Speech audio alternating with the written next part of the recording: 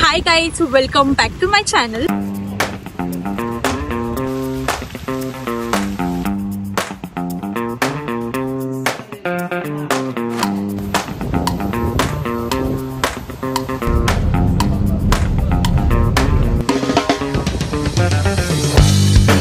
तर टायटलवरनं तुम्हाला कळालंच असेल की आज आहे स्वीडनचा नॅशनल डे. तर हा नॅशनल डे सेलिब्रेट करण्यासाठी गोथनबर्गमध्ये असं एक पार्क आहे जिथे सगळी लोक एकत्र येतात आणि हा नॅशनल डे सेलिब्रेट करतात. तर आज इथे लोक ट्रॅडिशनल क्लोथ्स वेअर करतात. इथे ऑर्केस्ट्रा पण असतो, लाईक फेमस ऑर्केस्ट्रा.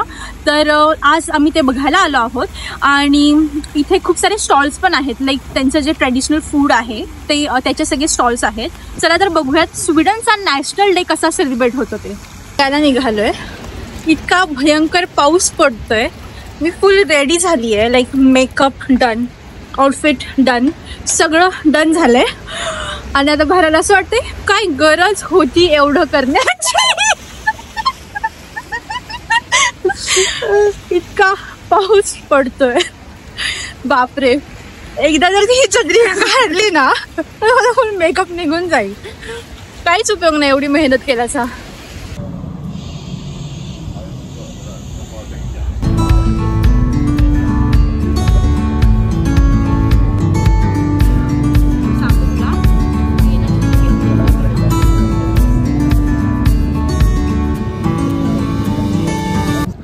आणि आम्ही डेस्टिनेशनवरती पोहोचलेलो आहोत. इथे होते वेगवेगळ्या टाईपचे स्टॉल्स.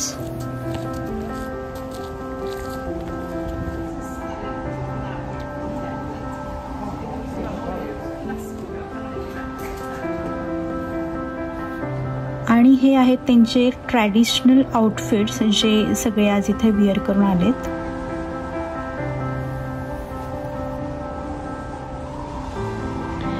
तर आता आम्ही निघालोय टुवर्ड्स ऑर्केस्ट्रा.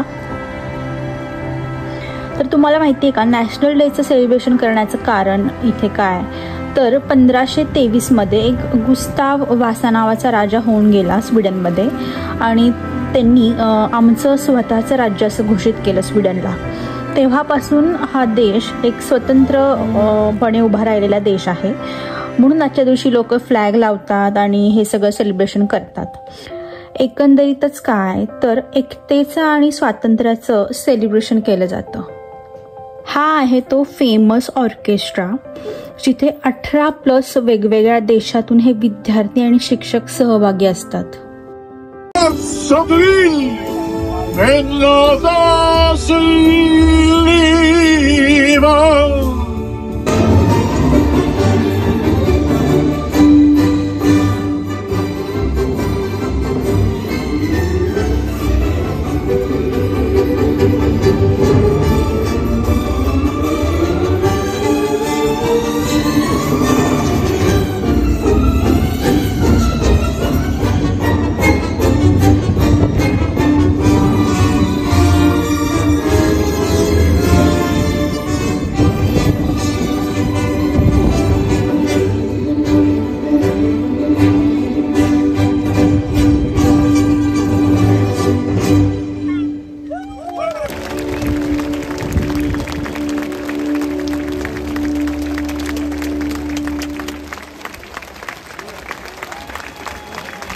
वाव, काय मस्त होता हा ऑर्केस्ट्रा.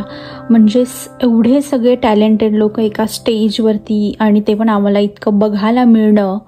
वाव, काय मस्त फिलिंग आहे ही.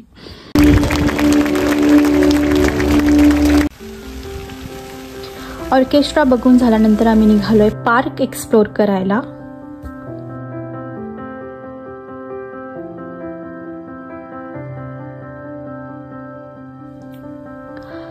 तर असं होतं आजचं आमचं नॅशनल डे सेलिब्रेशन. आता कोणत्याही क्षणी पाऊस येऊ शकतो, सो आम्ही निघालोय घरी.